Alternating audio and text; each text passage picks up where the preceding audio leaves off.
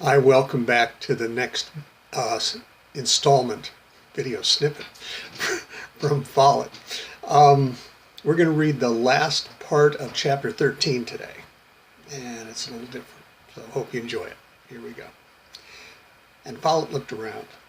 He was sitting on a bank with wild thyme blowing in the breeze over his head.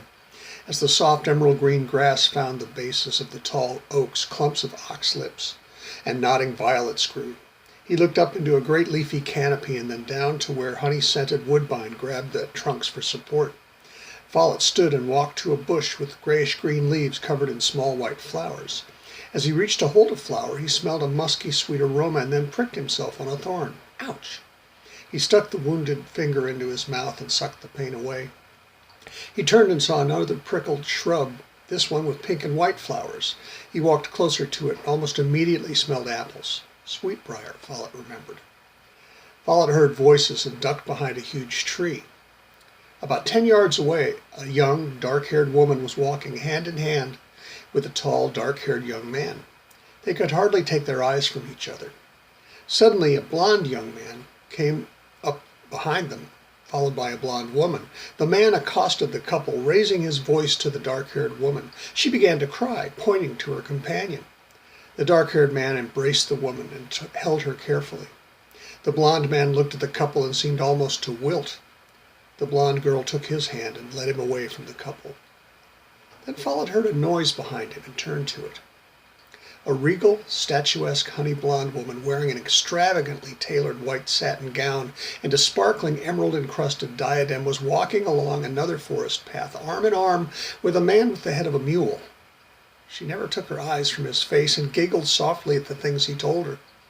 Follet shook his head in disbelief and then, out of the corner of his eye, noticed that the woman and her companion were being followed by a laughing youth whose face and hands matched his dark reddish-brown hair, wearing a tight-fitting dark green leather jacket. Follet blinked his eyes. The young man had the legs and feet of a goat. The goat boy turned and put a finger to his lips. Follet looked behind and saw a large red-haired man wearing a golden circlet, green velvet robes, and an ermine-edged cape, accompanied by small naked men and women with almost transparent wings. Follet felt a tap on his shoulder. He turned, and it was Mary, smiling. "Mary," said Follet, "where are we, and who are these people?" "Dearest Follet," Mary said, "days quickly steep themselves in nights, and nights will quickly dream away the time." "Mary," he said a little desperately, "are you sure that we're awake? It seems to me that we're asleep, we're dreaming." Mary smiled again. "Love looks not with the eyes, but with the mind. Shakespeare said, 'All I know is that it is not night when I do see your face. Therefore I think I am not in the night. Nor doth this wood lack worlds of company, for you in my respect are all the world. And how can it be said that I am alone, when all the world is here to look on me?' Come with me," she said, and took Follet's hand. Mary walked to the dark-haired couple and said to them, "Join us." The couple followed Mary. Mary walked to the blonde-haired couple and said to them, "Join us." And the couple followed. Mary walked to the splendid woman in the white gown and kissed her lightly on the cheek. The woman looked at Mary and smiled, and then looked at the man with the mule's head, laughed and said, "What visions have I seen? Methought I was enamored of an ass." "Join us," Mary said, and the queen and the ass followed. Mary walked to the goat boy, took him by the arm, and led him to the king with his fairy court. "Join us," she said, and they followed. And as they walked, the clothes of the king and queen and the fairies and the goat boy and the two pairs of lovers and even the ass-headed man became robes of rich mulberry, the color of forbidden love.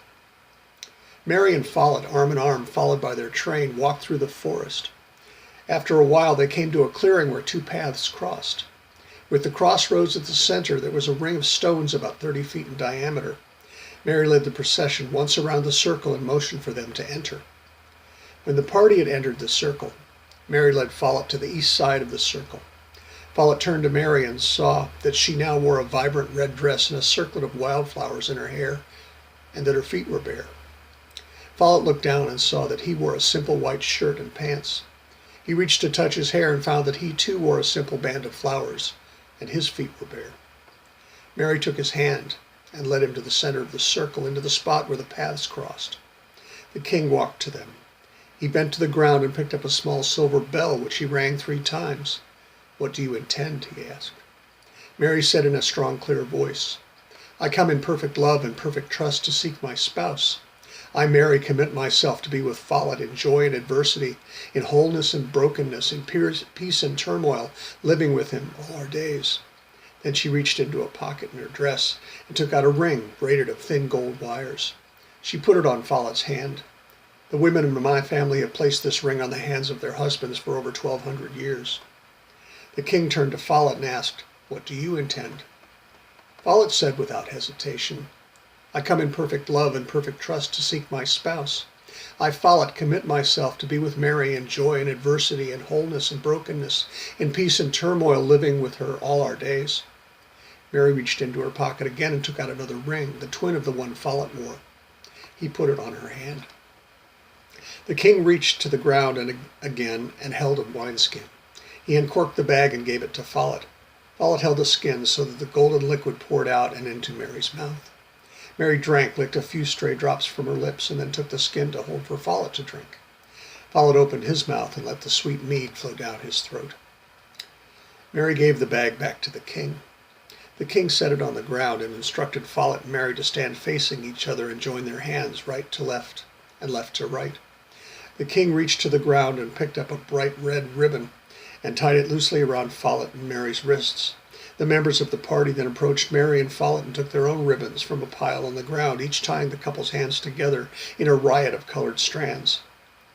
Mary's eyes held Follet's in a compelling truth as she said, "Our love is a dream, but in my reverie I can see that this love was meant for me. So love me as I love you in my reverie." Follet repeated the words that Mary had said and that Ella had sung. The king removed the ribbons from their hands and then reached down to lift up a silver knife in a small silver box. The king handed the knife to Mary and held the silver box open between the two. Mary cut a lock of her hair and placed it into the box. She handed the knife to Follet, and he did the same with a lock of his hair. Then the king said, "Be understanding and patient each with the other. Have no fear, and let not the ways of others give you unease, for you are one now and always." And they kissed. And when they broke their kiss, Mary looked at Follet and said, "Think but this, that you have but slumbered here while these visions did appear, and this weak and idle theme no more yielding but a dream. Sleep thou, and I will wind thee in my arms." And the forest began to fade, and Follet opened his eyes and found himself in Mary's embrace. He snuggled against her and wriggled around, finding the comfiest spot. Mary, in her sleep, moved her soft lips to kiss Follet's forehead, and Follet moved his head a little to kiss Mary's jaw. And Follet noticed a tiny silver box on the table by the bed.